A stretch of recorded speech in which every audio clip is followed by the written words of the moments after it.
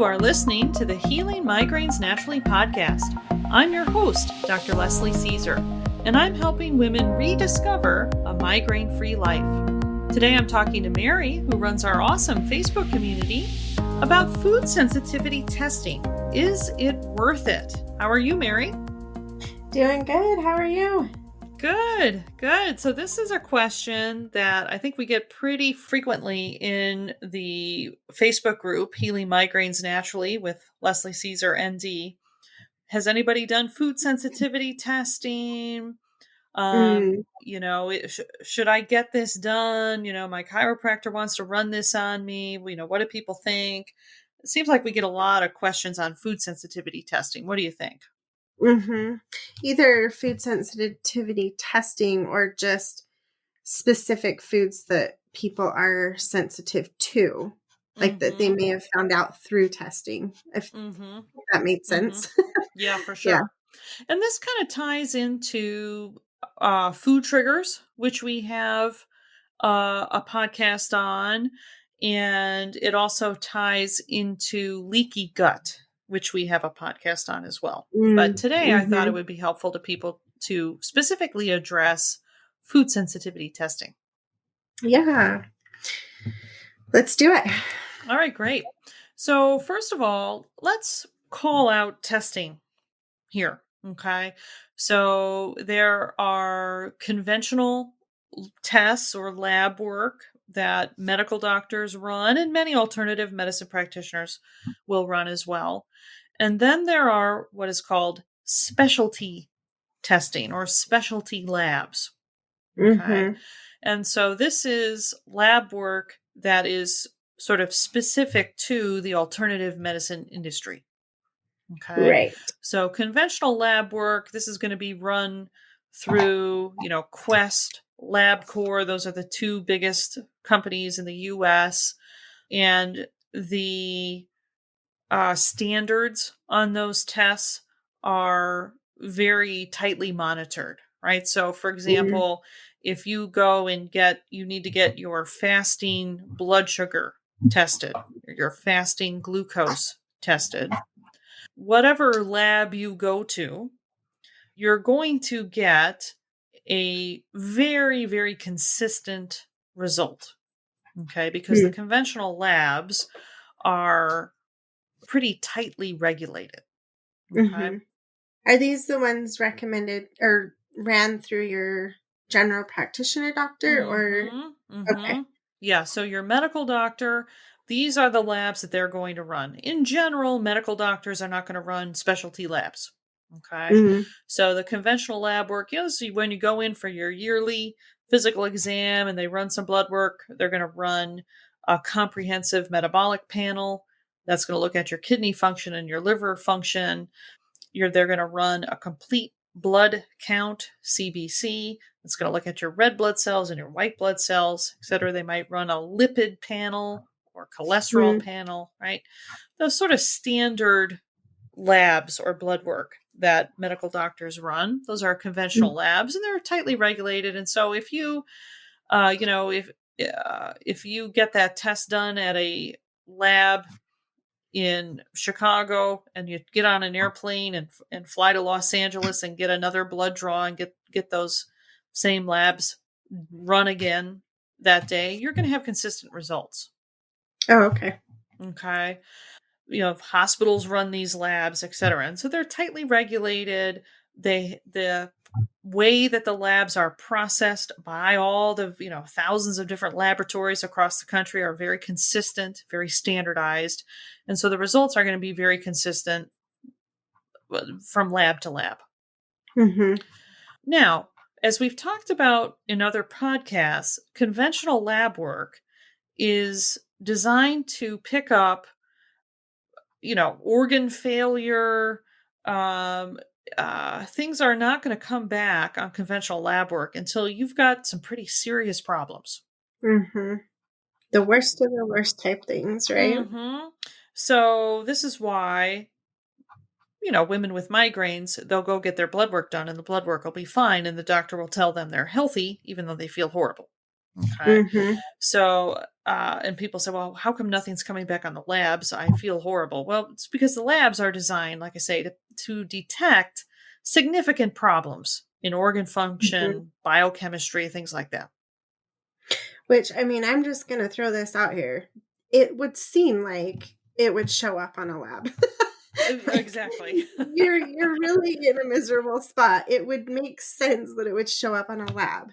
But I don't Right. even know that they have one that would measure the things that are going wrong when you have Right. Yeah. migraine, Yeah. right? So yeah, as horrible as migraines are, and as bad as we feel when we have a migraine, they're not the migraine. The physiology of a migraine is not causing organ damage. It may feel like it, Yeah. but it's not Right. actually harming the body. So it's not going to Mm, be things are not going to be picked up on mm, conventional lab work or standard labs. mm, So again, because things are not getting picked up on the lab work, this drives people to seek out what is called specialty labs. mhm, And so now we are in the alternative medicine sphere. Okay. mhm, So again, this is kind of the progression for most people. They start with their medical doctor, and when they're not getting answers or help, they go into the alternative medicine sphere. Okay. mhm, And on other podcasts, I've been critical in this sphere too, the sphere that I am a part of. Okay. mhm, So the specialty labs, okay, these are trying to meet the demand for answers that the conventional lab work can't provide. mhm, Okay. The problem is the specialty lab work, it's regulated. It's not like there's absolutely no regulation on these labs, but it's not as tight of regulation, yeah, and there is not the standardization that conventional lab work has. right. So So food from lab to sensitivity, lab might be different. Is that kind of correct, what I'm exactly. understanding? Okay. So there are numerous specialty lab companies, Mhm, and each one is going to have their own food sensitivity test. mm, Now, I have not personally done this, but I have colleagues that have done this, and I 100% take their word for the results. So I have colleagues that they will do a blood draw, and mhm, they will submit the blood, they'll submit the sample to multiple companies for a food sensitivity test. hmm, And then they'll get the food sensitivity results back from the three companies that they sent the sample to, and the results are mhm. different. And how Okay. can that This be? would be like you go in, right? So, like I'm in the Chicago area, Quest Diagnostics is real big here, right? So, this would be like Mhm, me going to get my fasting blood sugar checked at my local Quest Diagnostics, and then later that day driving to a Quest Diagnostics, say 30 miles south of me, and getting it rechecked, and it be, one says 300 and one says 99, hmm, right? Obviously my blood sugar is going to fluctuate throughout the day, but one has me, severe uncontrolled diabetic, and one has me in normal range, right? right. That's not going to happen, right? Because the standardization is there. The procedures within the lab are standardized and consistent across labs. That's not the case with specialty testing. Hmm. That's scary. It is very scary. And these tests are not cheap. Okay. Mhm, Food sensitivity test is going to run you a couple $100. right. So when you're going to spend money like that, you want to make sure that the results are accurate. So this is a big problem within the specialty lab industry. There are multiple companies that offer these specialty labs, and these can be food sensitivity tests, adrenal hormone tests, neurotransmitter tests, multitude of different tests that are offered. Mhm, But the standardization and regulation is not that robust. And so results will vary from company to company. It can get so bad. I've had colleagues, take two blood draws from themselves and mhm, submit one under their name to the lab company and then Mhm. submit the second sample under a pseudonym, under a different Mm. name, and submit that to the same company Mm. and get different results on food sensitivity tests and other tests, That's crazy. right? So we have a lack of consistency even within one company's results. And then we Mhm. definitely have a lack of consistency between companies. This is the kind of company that can be recommended through your naturopath practitioner or one of those self-sending, like I can order one online and send it in myself. Those labs, right? Okay. Correct. Yes. So these specialty labs have been around, I mean, at least 25, 30 years. They've been around for a long time.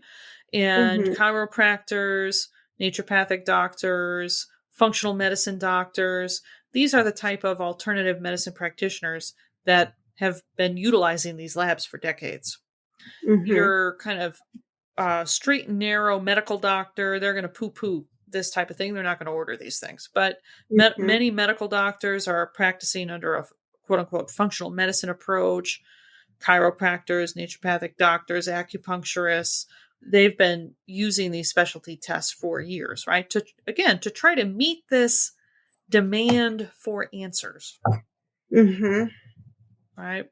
So, within the industry, there are different labs, that are kind of known for being more accurate. And then there are other labs where, oh, no, this is kind of, a little bit fly by night, right? So, even Mm. different laboratories have different reputations within the Mm. industry. Let me ask you one more thing too about the results. Like when you go to the medical doctor, there is a range of normal that Hmm. the results of whatever test fall within. Hmm. So where they don't have as many regulations on these other tests, are they range of normal? Are like, oh, I'm Mary Lab company, so I get to choose my own range of normal. Does that make sense? Hmm. So the standardization within the company is also kind of subjective. I don't know. Well, yeah. So when we're looking at what is a normal value, so even Mm. for standard lab work, conventional lab work, even for that lab work, how did they determine what is a quote unquote normal thyroid hormone level? They Right. tested 100 quote unquote healthy people and saw what the Mhm. range was, right? And Mhm. they tested people with low thyroid symptoms, hyperthyroid symptoms. What are those ranges, right? So it's not like any of these ranges have to be determined, and there is some subjectivity to it. Mhm. Why did they make the cutoff at this tenth of a point versus another tenth of a point, right? Why did they make Right. that cutoff, right? So there is that aspect to all lab work. Mhm. But yeah, on the specialty lab work side, because it is less regulated, yeah, for sure. It's a question that the practitioner needs to sort of research before they start offering a particular company's test. How did you come up with this? Right? How do I know when I get the report from you that what you say is normal range? How do I know that? Right? And so Mhm. a doctor or a practitioner that's doing due diligence, you can call up the lab, you can talk to medical director of labs and so on. So people, practitioners who are doing due diligence, they're going to really ask some tough questions of these specialty labs because it's not like, again, it's not like, ordering standard blood work, conventional blood work and sending somebody to a Quest Diagnostics, right? Mhm. The It's really on the practitioner who's offering and charging for the lab work. It's really on them to do that due diligence. And Mhm. so has the practitioner done that?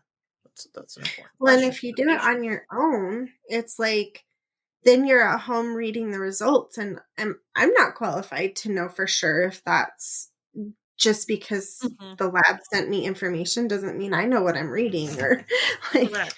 you know. And I don't run a lot of specialty labs, but Mhm. when I do run specialty labs, I will frequently have to talk to the medical director at the lab just to make Mhm. sure that I'm interpreting it correctly. It's not just cut and dry, right? And you Right. know, I know the biochemistry, I know the physiology Mm. that the test is measuring, but many times I will still call and talk with the medical director at the lab to get their input, make sure I'm interpreting it correctly, etc. It's not real cut and dry.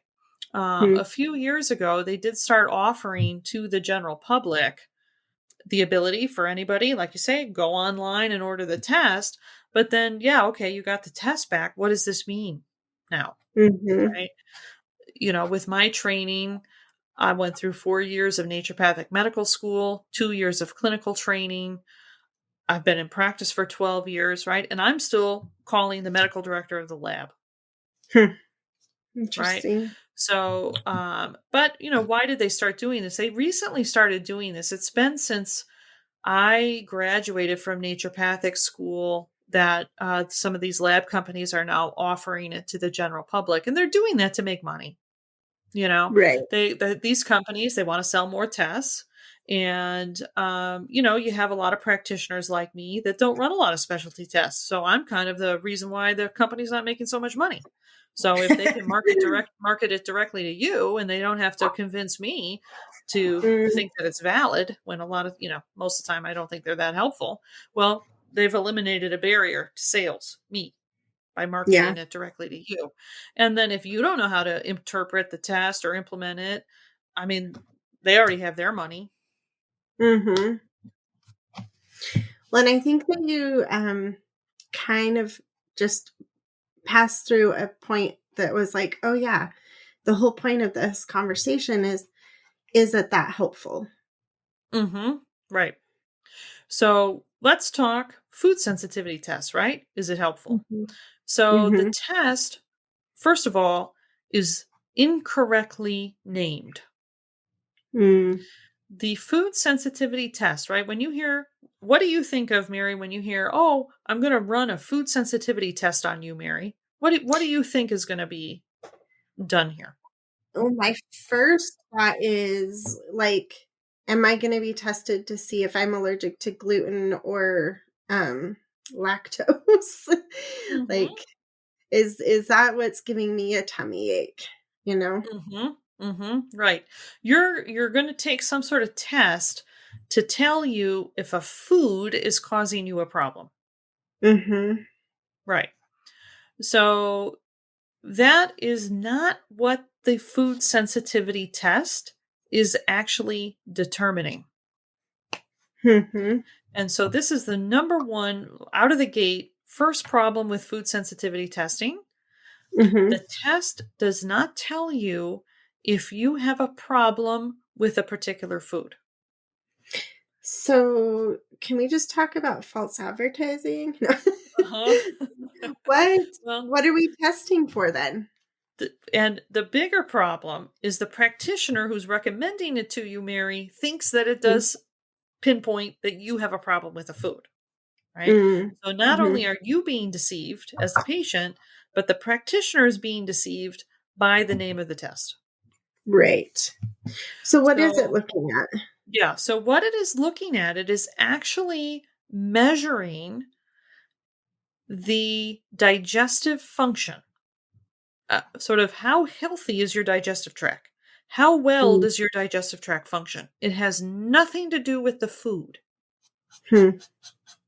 So, food sensitivity testing is looking for a particular antibody response. This is a response that's generated by the immune system that is generated when we have poor digestive function.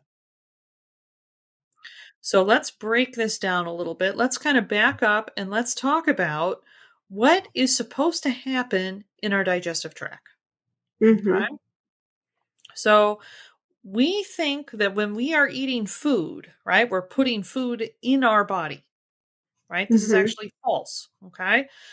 Our digestive tract, right, we have a tube that runs through our body. Mhm. We're kind of like a donut, there's a hole in the middle of us. Mhm.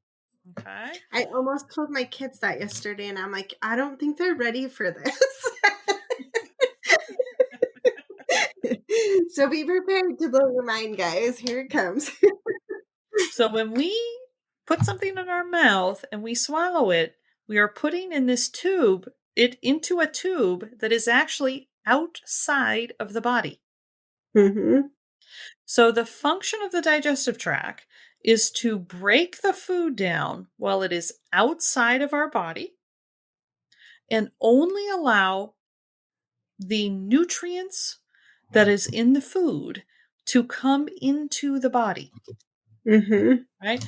Nutrients are things like macronutrients, fully broken down carbohydrates into glucose, fully broken down protein into amino acids, fully broken down fat into fatty acids, and then all of the vitamins and minerals and little micronutrients that are in the food. Mm-hmm. Right? So the digestive tract is supposed to keep the food outside of the body, and Mm-hmm. it is supposed to let in the fully broken down macro and micronutrients. Think of, right? So look at our skin, right? Our skin Mm-hmm. is a barrier between us and the outside world. Mm-hmm. Our skin is made of a type of cell called epithelial cells. Mm-hmm. And those cells, epithelial cells, when they are functioning properly, when those cells are in a state of health, they are kind of smashed together. They butt up against each other very tightly to form that barrier, Mm-hmm. right? So the cells that line our digestive tract are also epithelial cells. Mm-hmm. They're a little different than the skin cells, right? Our skin is a multi-layered organ. Okay. We don't have that sort of layering within our digestive tract, but the cells that line the digestive tract are also epithelial cells. They are forming that barrier between the outside world and us. Mm-hmm. And so those epithelial cells, they want to be butted up against each other very tightly, right? Mm-hmm. They want to form that wall, that barrier between the outside and us, right? So again, let's look at our skin, right? Because we can't look at the cells in our digestive tract. We can look at our skin, right? So when Right. our skin is healthy and functioning properly, right? It's smooth, it's not cracked, it's not weeping, it's not oozing stuff, right? It's not Mm-hmm. scratched and scabbed, right? It's a nice, smooth layer. Mm-hmm. So we want that within the digestive tract, right? If those epithelial cells are not tightly butted up against each other, they're going to be leaky, right? They're going to, right? If there's a little gap between them, well, now I'm going to let in a little undigested food, Right. right? And I know So, we've done an episode previously on kind of leaky gut, right? Um, is this a good time to just kind of touch on that? And because we right. don't want to like just lead people down the road of, well, go fix your leaky gut and all will be well, right? Right. Yeah. We did a full podcast on leaky gut, but this is what leaky gut is, right? It's Mm-hmm. the epithelial cells. They're not butted up against each other tightly, and they're allowing our food to leak into us, Mm-hmm. right? So again, we eat, some chicken and rice and broccoli. Okay. So we chew that up, we swallow it. That's outside of our body. Mm-hmm. And our digestive tract is moving it around and grinding it up and squirting hydrochloric acid on it and digestive enzymes and bile and all these things that break the chicken and the rice and the broccoli down Mm-hmm. into smaller and smaller little chicken molecules, smaller and smaller little rice molecules, smaller and smaller little broccoli molecules, until it finally is no longer a broccoli molecule. It's just glucose and Mm-hmm. undigestible fiber. It's no longer a little rice molecule. It's just glucose and undigestible fiber, right? It's not a little chicken molecule anymore. It's just amino acids. Mm-hmm. That is the point at which those things are allowed to pass through those epithelial cells. Okay. Mm-hmm. The nutrients from our food are not just sort of via osmosis coming into the body. Okay. Mm-hmm. Most nutrients are selectively pulled into the body. It's not just kind of randomly getting into the bloodstream. Mm-hmm. So, the purpose of those epithelial cells in our digestive tract is to keep the chicken and the rice and the broccoli molecules out of us until they are no longer broccoli and rice and chicken. They're amino acids and glucose, you know, beta carotene, whatever. Okay. At that point, they're allowed to come into the body. So, if those cells are not butted up against each other tightly and there's little gaps between them, we're going to have a little chicken molecule get into our bloodstream. Mm-hmm. So then what's going to happen next? Well, our immune system is going to go, "Wait a minute here. There's a piece of chicken floating around here. This isn't supposed to be here. Mm-hmm. This is only supposed to have we're only supposed to have amino acids and fatty acids and glucose and beta carotene, right? I'm not supposed Mm-hmm. to have a little tiny chicken molecule in here. I got to get rid of this." Mm-hmm. So, how is it going to get rid of it? It's going to generate antibodies, which are going to attach to the little chicken molecule. And then that's going to signal the rest of the immune system to sort of attack it. Mm. So, a food sensitivity test picks up the antibodies to the chicken, Right. right? So in this case, like it wouldn't necessarily matter which thing you had coming into your stomach as much as whether or not the body was able to digest it properly. Correct. So the very, very common thing that happens when people get a food sensitivity test done, and I'm actually talking about this because a woman raised this very issue in the free Facebook group. She Mm-hmm. said, I got a food sensitivity test done and it came back with all of the food that I normally ate. And so I haven't eaten that food for 4 years. Oh no. Right. So again, let's think about this, right?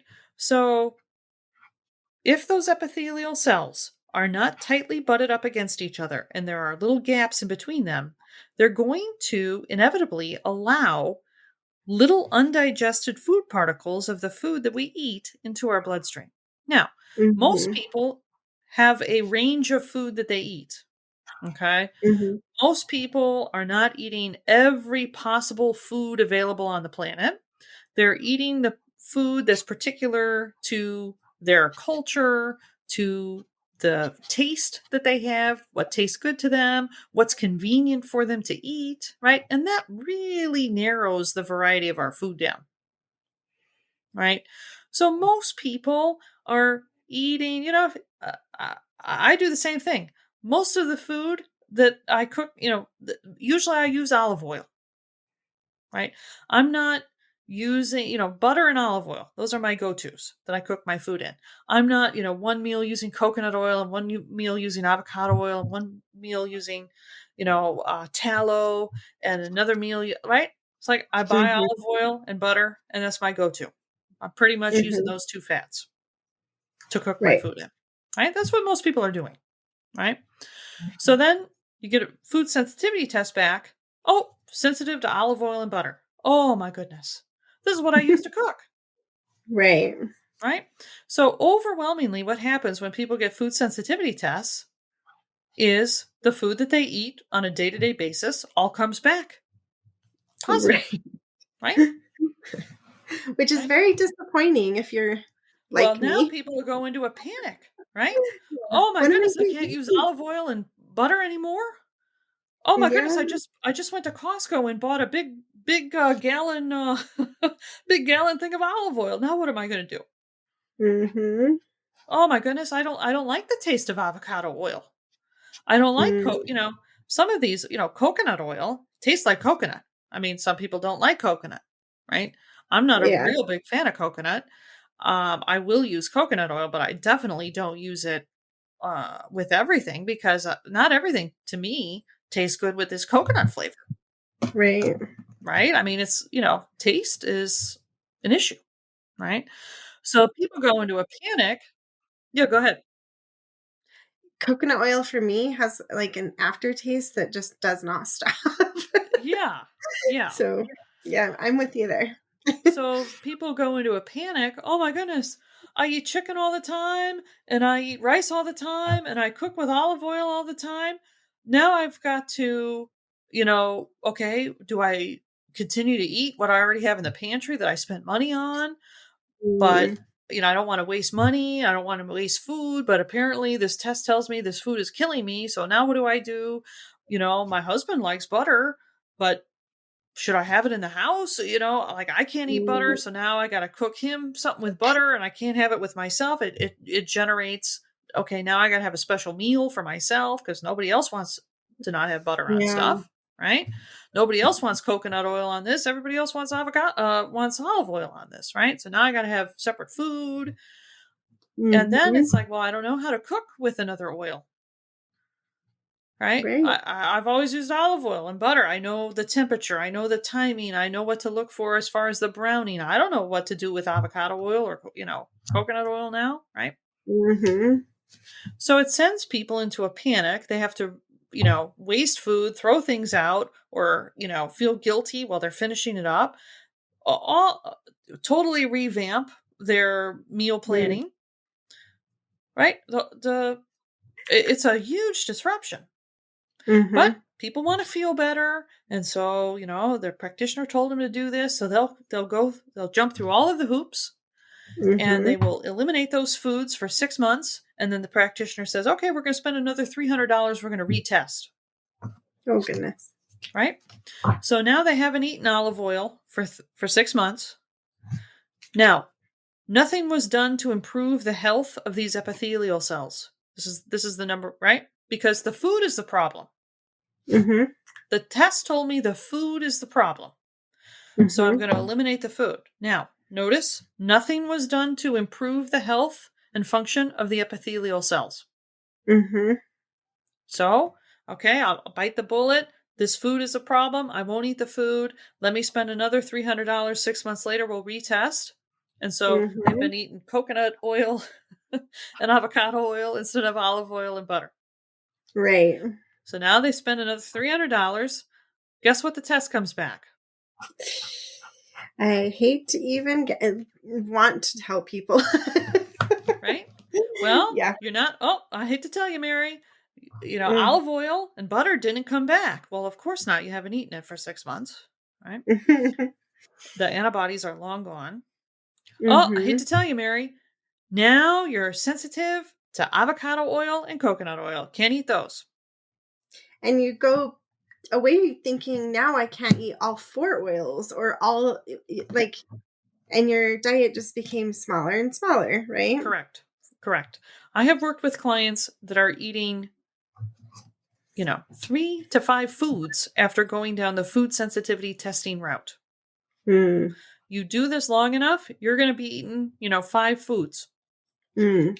including spices, Hmm. right? That's a depressing road. I'm just saying. It's no fun, right? Yeah. You, Oh. you know, you try eating out with that list of dietary restrictions, right? You become the person Mhm. at the table where it's a 5-minute conversation with the waiter.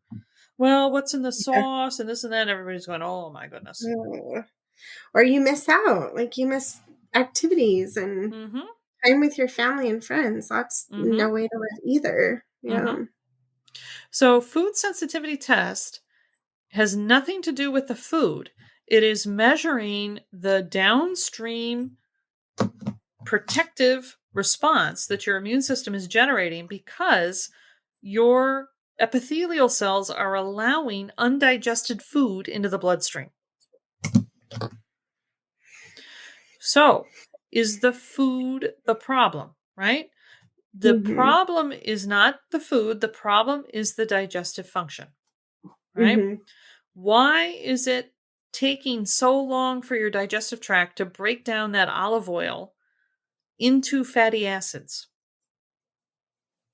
Again, we put food into our digestive tract. We put food into this hole, this little donut hole, right? The food should be broken down quickly into these nutrients. Shouldn't be sitting there for hours and hours. Right? So we should be able to quickly break olive oil molecules down into fatty acids and get those into our bloodstream. Goes back to like the whole, like, fix your leaky gut and everything will be okay. Like, it's not just a simple answer at that point either, right? Well, this whole phenomenon really sits within the first principle, what I call the first principle to restoring our health, right? So the first principle is getting the nutrients to every cell in the body, right? Every cell in the body requires nutrients to function properly. And if those nutrients are not there, the cell is not going to function properly. And then that's going to, if the cells aren't functioning properly, the organ isn't going to function properly, the organ system, that's going to kind of cascade up from there. Okay.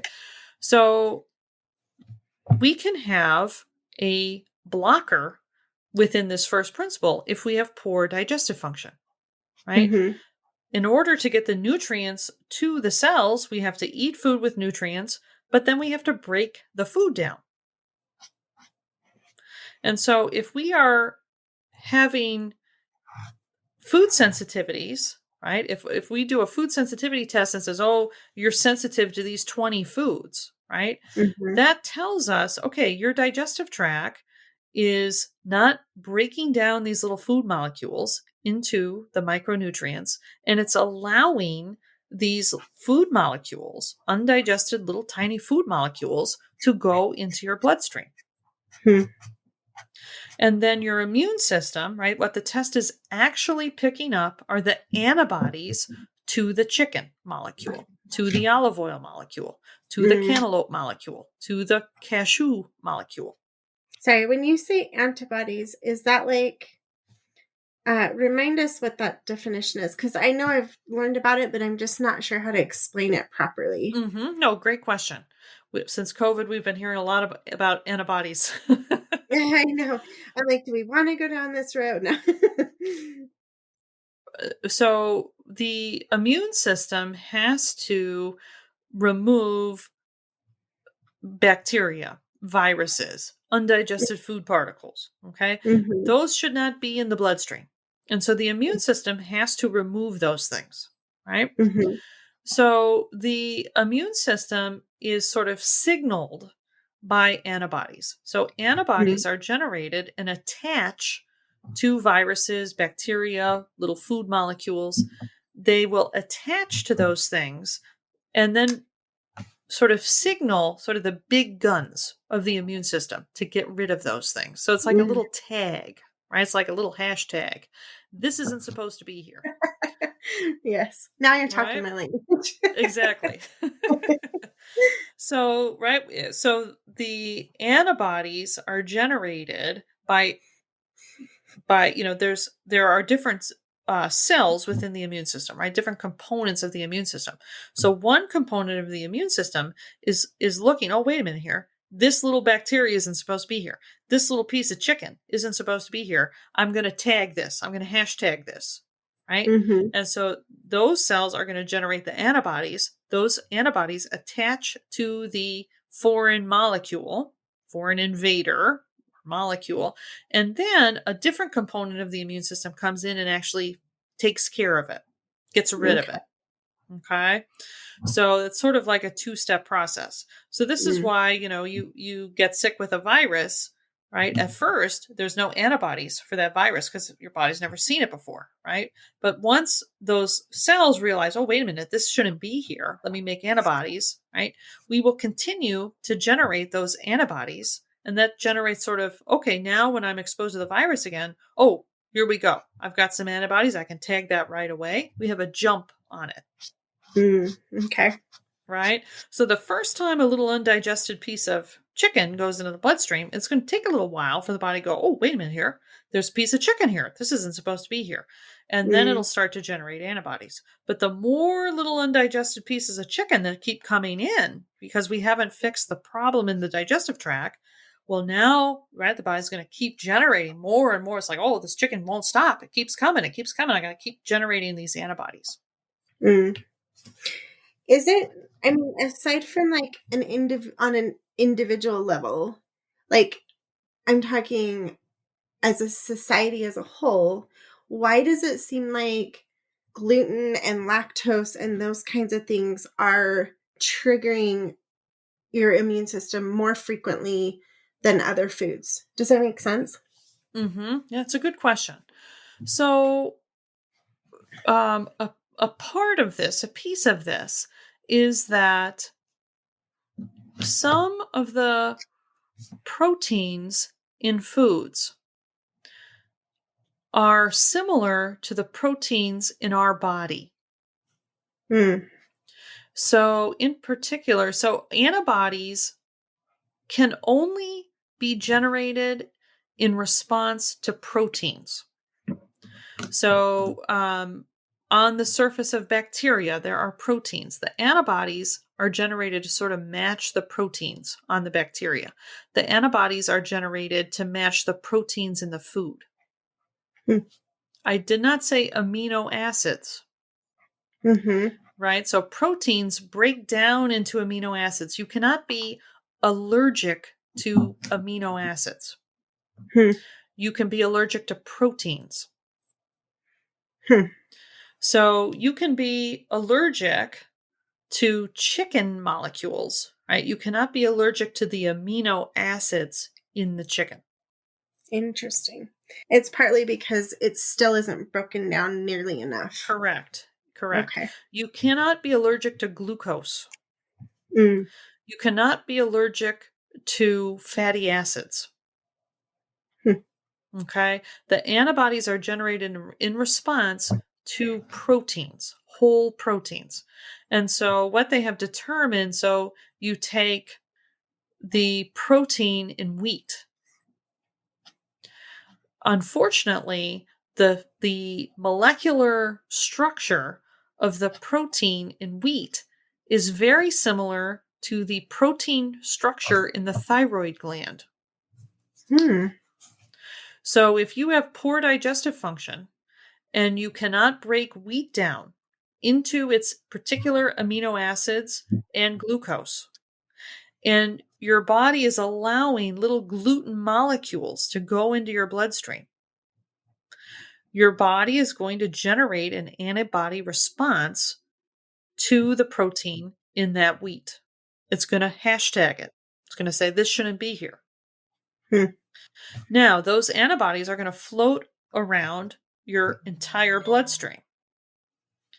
And then, if it's similar to your thyroid gland, they're going to latch on to your thyroid gland. You're going to hashtag your thyroid. That's not good. That's not good, because then your immune system is going to start to attack your thyroid, Mm-hmm. right? The antibodies signal, okay, all right, immune system, start killing this part. Start killing this bacteria. Start getting rid of this little gluten molecule. Start getting rid of the thyroid. If our thyroid Mm-hmm. is coated with antibodies because it's the protein molecules in that gland are so similar to the protein in wheat, we're going to have what is called Hashimotos. Right. Right? So people are told when they get a Hashimoto's diagnosis, they're told, oh, can't eat wheat. Well, what if we had a proper digestive function so that we could eat wheat, break the wheat molecules down completely, and not allow undigested wheat into the bloodstream? Mm-hmm. Right? So, why do we have an epidemic of autoimmune diseases? There are many factors involved, in my opinion, but one of the big factors is so many people have poor digestive function, Mm-hmm. right? Think about, you eat a piece of bread, right? Mm-hmm. So you swallow that piece of bread and it's sitting outside of your body, right? In this donut hole, right? And your stomach starts working on it, your small intestine starts working on it. you're going to, at any point in time, you're going to have a little mixture of broken down amino acids and glucose from the bread that can go into the body, but then you're still going to have little bread molecules in a whole big little mishmash, right? It's not like, oh, poof, all of this bread is now broken down into amino acids and glucose. Mm-hmm. Right? The bread is broken down smaller, broken down into little bread molecules, and then one little molecule totally broken down into glucose and amino acids. But the rest of it is still bread, right? Mm-hmm. Just think about how intelligent the digestive tract has to be to keep the bread out and the amino acids and glucose bring that into us. Right? So again, we want to get that bread broken down quickly. We don't want bread sitting in there for 5 hours because we're going to have, even if we had tight junctions between those epithelial cells, if something's sitting in there long enough, well, they could get into us without being broken down, right? We want to get Mm-hmm. that food broken down quickly.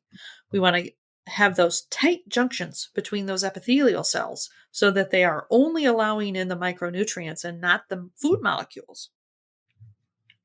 I know you've said in past episodes that you can tell if someone has poor digestive systems without a test, right? Correct. Like, you don't need to send off labs for Dr. Leslie Caesar to know that you have a problem. So explain how, I mean, you kind of have touched on it, but like explain how you go, oh, I know this person has a digestive problem. So our digestive tract is one of the first warning signs. Mm-hmm. And we don't think of it as a symptom. So I've said this before, we should not experience our digestion. Mm-hmm. Right? Yeah. But we have been told it's normal to have heartburn. Mm-hmm. It's normal to have gas. It's normal to be Mm-hmm. bloated. It's normal to not have a bowel movement every day. Mm-hmm. We have been told, hiccups, all of these things, low appetite. Many of my clients have low appetite and they don't even realize it. So, if we have low digestive function, the body is going to protect us by lowering our appetite. It's like, well, if I can't break this down, I'm going to make her not eat so much. Mm-hmm. So, this is where you have women hardly eating anything. They're overweight, right? Mm-hmm. How come Mm-hmm. I'm overweight and I'm eating, my husband says I'm eating like a bird, but I eat a little bit, I'm full, right? People don't even realize that they have a low appetite. Mm-hmm. Because to us, we eat the food, we get full, we stop eating. It just seems like, oh, okay, I ate enough. But Mm-hmm. over and over again, I find that my clients have a low appetite. Right? So we should So have a interesting. robust appetite. We should have an appetite and feel enthusiastic to eat 3 times a day. And we should not experience the digestive process. Mm-hmm. Right? I ate and I felt like I had a stone in my stomach for 2 hours. No, Mm-hmm. that's not proper digestive function. Hmm. Right? We should have a daily bowel movement. Many people think, oh, well, my doctor said it's normal to have a bowel movement, 2-3 times a week. No. Right? I actually know someone that has one like once a month. And I'm just Yeah. like, how do you not explode? Like, Well, here's the how thing, does your right? stomach not blow up? Like, it's terrible. I would imagine they're not eating very much, right? Probably. Mm. Because the motility, right? The movement through the digestive tract, right? We chew our food and then we got to move that food. We got to squeeze that food through the whole tube, right? Until it Mm-hmm. exits the body. So if we're having a bowel movement once a month, we don't have that movement. Right. Literally. Yeah. Literally. Right. So this is, I've had people question me on this too. Well, don't you have to run? How do you determine my digestive function? It's like, well, by your symptoms. Well, what do you mean Right. by symptoms, right? The people don't even think they're having symptoms. Mm. Well, you're taking Prilosec every day. Well, yeah, Mm. but that's just Prilosec. Mm-hmm. Oh, I just buy that over the counter. It doesn't count. It's over the counter. Right, right? Mm. We shouldn't have to take Tums, right? People say, "Oh, well, I have heartburn with spicy food." Well, our stomach acid is a pH of 1, Mm. okay? That's nothing compared to having paprika, Right. right? "Oh, well, I get, heartburn when I have paprika. What do you expect?" No, that's a symptom, Hmm. right? "Oh, well, I have heartburn when I have tomatoes." Okay, tomatoes are not a pH of 1. Tomatoes are mean though. Like you really shouldn't be fighting with a tomato. Like they're just so sweet and innocent looking. Yeah. So people don't realize that they're having digestive symptoms because we've been told it's normal to have gas and bloating and heartburn and all this other kind of stuff. Hmm. We don't realize we have a low appetite. I think heartburn's the most, I don't know, the culprit that gets away with the most because it really is like universally accepted that Mhm. you just, I would bet most people know 90% of their friends or family that struggle with it. At least I think so in my life. Yeah. Mhm. Like, oh, that's just Mm. part of being middle aged. It's just life, right? Yeah, nobody thinks twice about it. Mm-mm, for sure. So if people are having symptoms, and this is, when I work with people, we do a full assessment. What digestive symptoms are they having? And this Mm-hmm. can be, you know, from mouth to rectum, right? That we have to assess that, and then we have to restore digestive function. Okay, you don't restore your digestive function by not eating food. Mm-hmm. Okay, we have to be able to eat food. Most people want to eat a wide variety of food, Mm-hmm. right? They don't want to be restricted. They enjoy eating a wide variety of food, different tastes and textures and so on. They want to be able to go over to somebody's house and eat what's served without having to make a big scene. They want to be able to Mm-hmm. order off the menu without having to make a big scene. They don't want to have to make a separate meal for themselves and one for the rest of the family that has all the butter or whatever, all the good stuff in it, Mm-hmm. right? But food sensitivity testing, right? This brings people to that road, Mm-hmm. and we're blaming the food, right? This is something that we've talked about on other podcasts. We're Mm-hmm. always blaming something external to us Mm-hmm.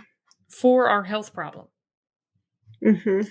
or we're blaming something we have no control over, like our genetics, Mm-hmm. right? Rather than asking the question, what is preventing my body from healing itself? Mm-hmm. What is preventing my body from being in a state of health? Right. The answer to that question is going to be found within these, what I call 3 principles that are required to restore and maintain our health. The answer to that question is going to be found by looking at where are the blockers or deficiencies or missing pieces for the individual within those 3 principles. But we don't think about things that way. We think Mm-mm. about what, what is the problem on the outside? What is the food that's causing the problem? Mm-hmm. What is external to me that's causing the problem? Mm-hmm. I feel like it's really sad in that it's a mindset that makes us like lose control over our own health. Mhm. Like if we don't believe that we can heal, if our doctors don't believe we can heal, if we have to have the magic bullet like we've talked about, like if we have to have something outside of ourselves to be healthy, then how can we ever have control over that, you know? Mhm. And Mhm. I know, especially for migraine sufferers, like we don't feel like we have control. You don't know when you're going to get your migraines, or you Mhm. don't know when you're going to have a flare up of joint pain. You don't, like, there's so much out of your control as it is. Mhm. Mhm. Yeah, absolutely. And then, again, the pill, right? So then we go to the doctor and we're told we have to take this pill. Mm-hmm. Well, now I've got to rely on the doctor to prescribe it. I've got to rely on the pharmacist to fill it for me. And then I've got to rely on my insurance company to cover it. There's 3 layers of dependency right there just for Imitrex. Right. When really it's our body that does the healing. Right. But if we are doing things that don't activate healing, we're not going to heal. Mm-hmm. And one of the things that we have to have for the body to heal itself is the nutrients that our cells need. Mm-hmm. Our cells can heal themselves, but they have to have the nutrients that they need to do that. Right. Right? That's the first principle. There's 2 other principles too. Right? Yep. So this is a third of what needs to happen. Right? But we can do this. Right?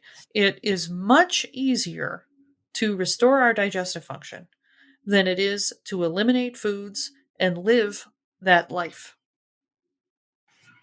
Right. The good news is that our digestive tract can heal very rapidly because of these epithelial cells, right? So think of our skin, right? We're going to go back to our skin. Everybody knows, right? Our skin is continuously regenerating, right? The top layer is always flaking off and there's always new epithelial cells coming up from the bottom to replenish them, right? Right. The same thing is happening in our digestive tract. It's the same type of cell. Epithelial cells regenerate very quickly. They don't live that long and they regenerate all the time. So our digestive tract can heal very quickly. We don't have to be taking Prilosec for 20 years. I can't tell you how many clients I've had over the years that have been taking Prilosec for 20 years and they're off of it in 4 to 6 weeks. Wow. This is not hard stuff. But again, we have to apply these 3 principles to our epithelial cells. And when we do that, the old ones that are deficient are going to die off in a couple days and we're going to have new ones that have all 3 principles checked. I love that. Right? This is how quickly our digestive tract can recover. We're not talking about neurons that can take years and years to repair. We're talking about cells that regenerate in days. Right. And we're sitting around here 20 years with a Prilosec. Talking about paprika. Right. Right. Right?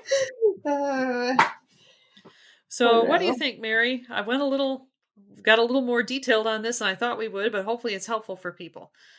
Yeah, I mean, I think it's especially towards the end, like when we talk about like who really has control, that's always a really good reminder to me because it does sometimes feel like everything on the outside is the problem, you know? It's hard. So that's a really good reminder to me. We have an amazing, miraculous ability to heal.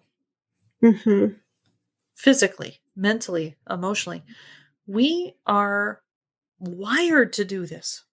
This is our nature. This is frankly the nature of life on Earth. Right? There's a self-healing mechanism to life on Earth. Why do we think we are not a part of that? I think the question then becomes just like, okay, where do you start? You know, I know that other people are thinking that as well. If I need to heal my digestive system in order to help myself with the migraines and all of the other things going wrong in my body, like where do you start? Right. And that's probably another topic for another day because I know we're getting low on time. But what I would tell people is you start with a thorough assessment within these 3 principles. Right? What are we dealing with here? Right? It's a big difference if we've got 1 digestive symptom or we've got 10 digestive symptoms. What about things going on in the 2nd principle and the 3rd principle? Mm-hmm. Let's get that assessed. That's the first step. What are we dealing with? Yep. Right? I already know that people can heal and recover. I already know we're going to have some blockers and deficiencies for somebody within these 3 principles. What are they? Let's find out. Mm-hmm. Right? Mm-hmm. That's the first thing. Get an actual assessment, not wasting your time on these types of tests and stuff like that are not really looking at these 3 principles, right? Food sensitivity testing, right? It's like orders of magnitude above what's going on within these 3 principles. Right. It's like one little piece of a dysfunction within the first principle. We've got the entire first principle, and then we've got a whole second and third principle too, but we're relying